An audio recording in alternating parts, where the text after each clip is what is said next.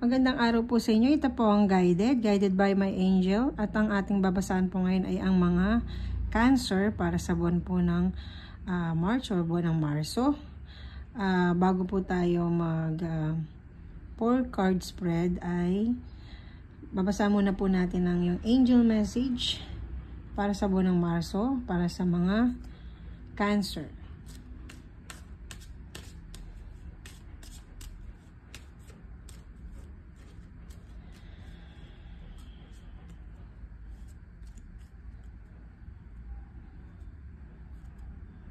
Romance.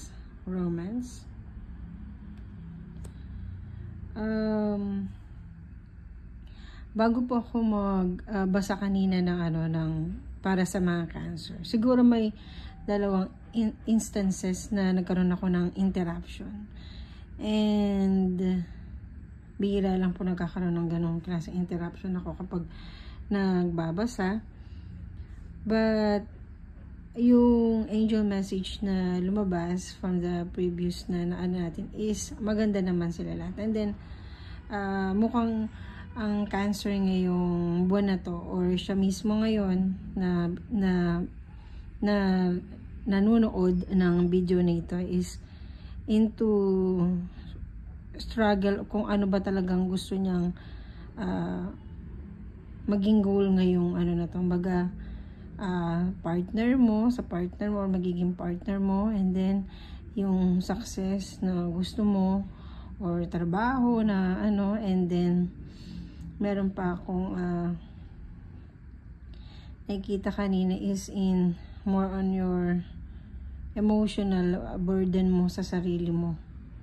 And dahil doon, ito na siguro yung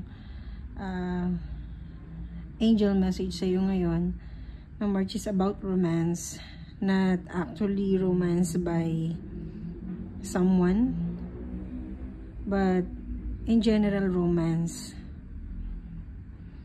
And but moreover is 70% no romance or partner na gusto mong mahanap na ngayong taon na to. And by this March,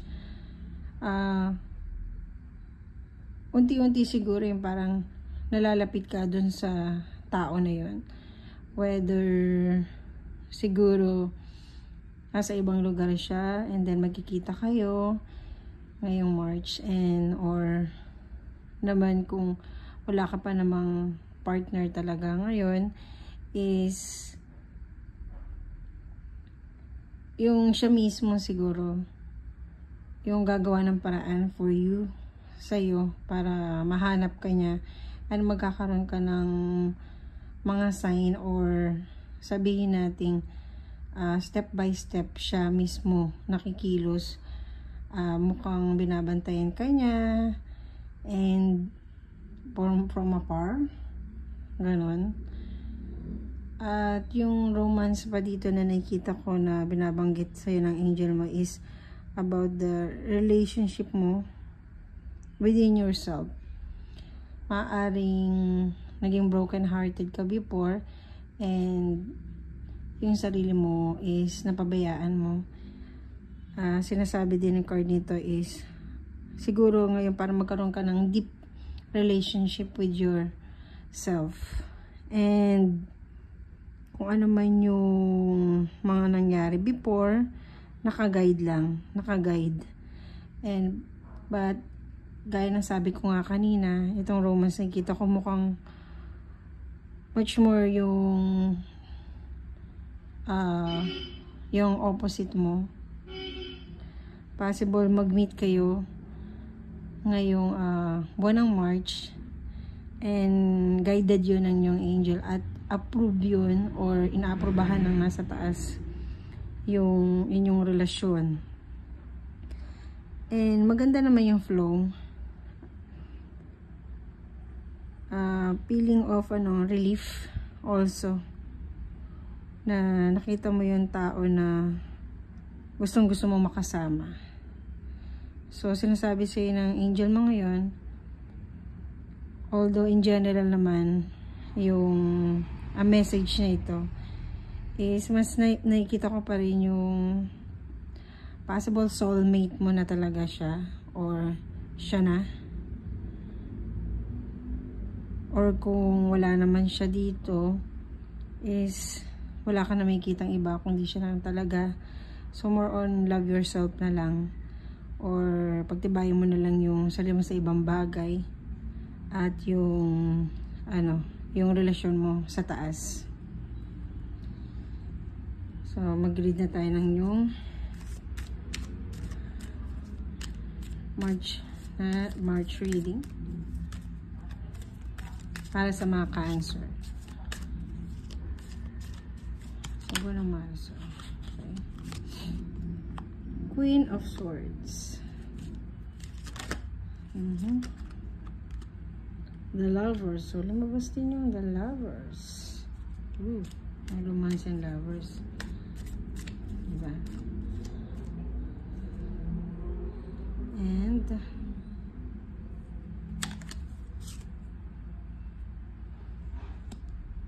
Nine of Pentacles and Five of Cups. Parehas pa silang in reverse.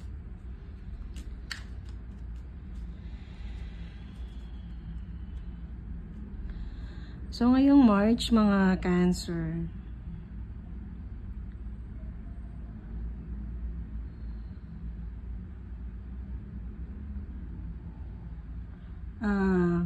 ngayong Cancer mo, or mas gusto mo lahat next clear. Siguro in a relationship, kung talagang yun na yung tao na yung seryoso na siya sa'yo, so gusto mo lang maging clear kayong dalawa. So ano ba talaga tayong dalawa? Hindi to love reading kaya lang dun lang actually napopoint yung yung reading. It's about yung partner mo, magiging partner mo, naging partner mo, or partner mo ngayon. So parang dun lang umiikot, although hindi ito love reading. And gusto mo lang maging clear yung kung ano man ang meron. Kasi kumbaga ikaw decided ka na kung anong gusto mo, pero gusto mo yung kabilang parte is alam mo mas clear din kung ano ba talaga ang gusto mo, o ang gusto niya or gusto mo. And kung kasi yung foundation na tinatayo mo ngayon sa relationship mo sa'yo as a whole is gusto mo lang is maging clear kung meron may gusto sa'yo. So gusto mo lang maging clear kung kayo na ba, o gusto niyo ba isa't isa, o sige ano na tayo, next level na, or ano na ba yung gagawin natin. And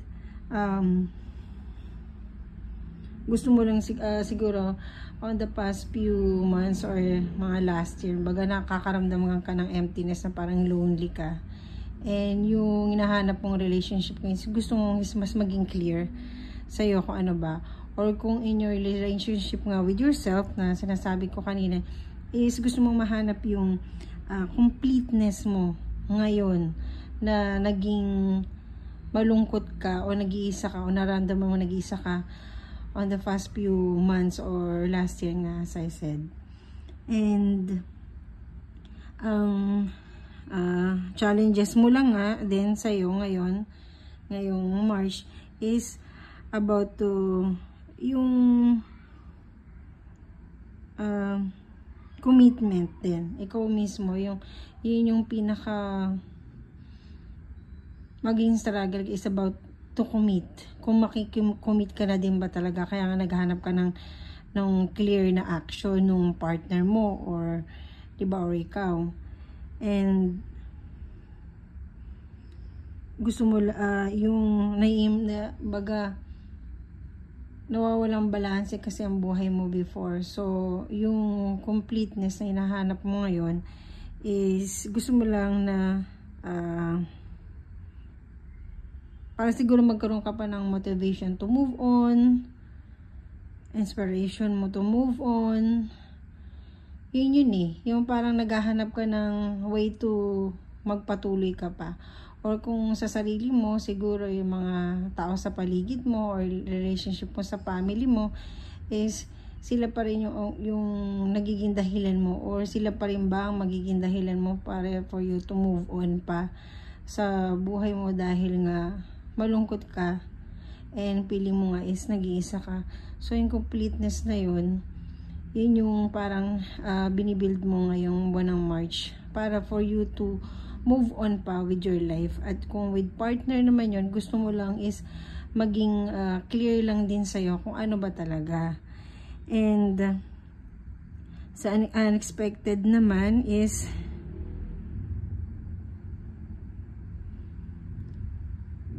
but unexpected nga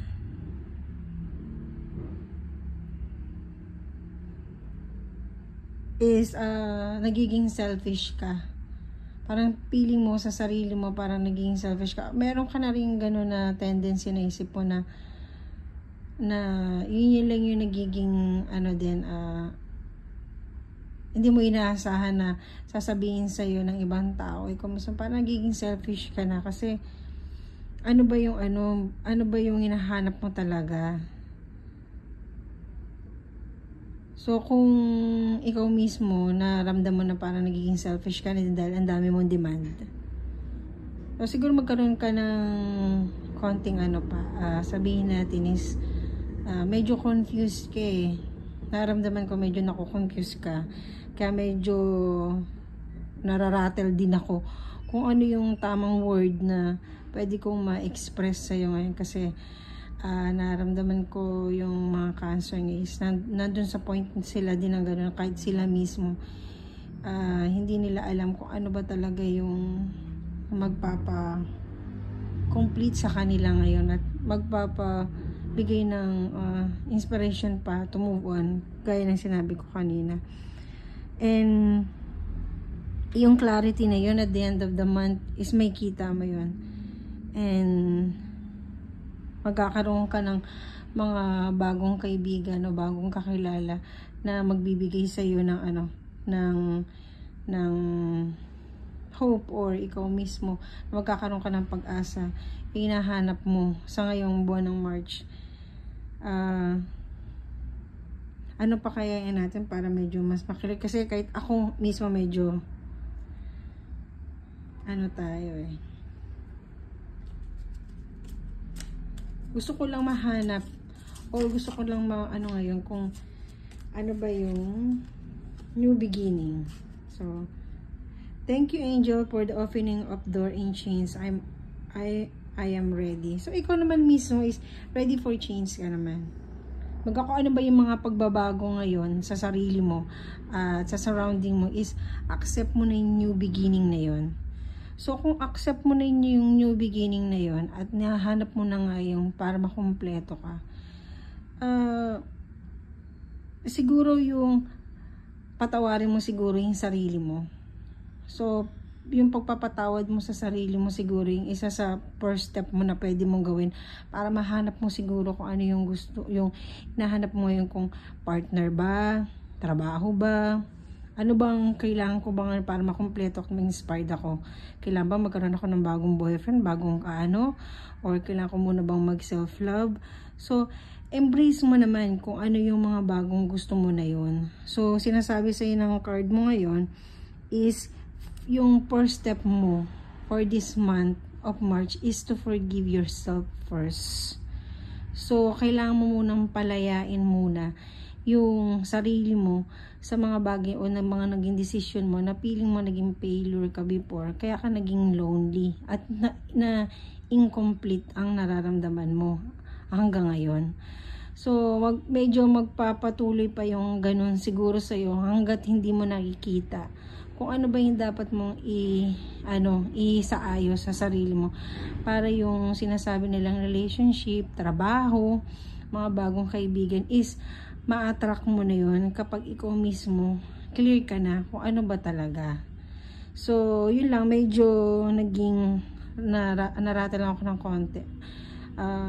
Medyo, yun nga, dahil sabi ko kanina, is nagkaroon ako ng interruption from the paligid natin sa Cancer. Dahil hindi ko makatch talaga si Cancer mula kanina. But overall, yun nga, nang pinakita niya, and then yung sa ating angel message at yung mga kailangan natin. Ikaw mismo, ready ka na. Ready ka na to embrace new change of your life. hinahanap mo lang kung ano pa yun. Pero yun na nga, sabi nga ng card mo at ang iyong anghel is within yourself muna. Forgive yourself. Kung ano man yung naging kasalanan mo sa sarili mo at naging resulta lahat ng yun dahil niisip mo na ikaw nagkasalanan mo yun. So forgive yourself. Patawarin mo yung sarili mo. Pag ganun tayo, medyo nakukumpleto tayo at napapatawad natin sarili natin sa mga nagawa natin. Is yun doon natin alam at mas nagkilala ang sarili natin, and then mas nakikita natin yung mga bagay na dapat din natin ipagpasalamat, at yung mga tao na neglect natin before is mas lalapit na sila sa'yo at magbibigay sila ng tamang suggestion sa'yo or tamang advice sa'yo. Kasi sa ngayon, hindi ka nila ma-reach. Dahil ikaw mismo din, hindi mo rin alam kung ano. So, as I said nga, is forgive yourself, Cancer. Forgive yourself.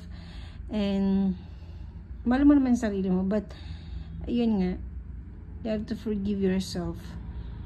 Para, yung new beginning na yun, o yung beginning na yun, na gusto mo nang embrace, is makita mo na. So, sa ngayon lang mga Cancer para sa buwan ng Marso. Maraming salamat sa iyong panood and God bless.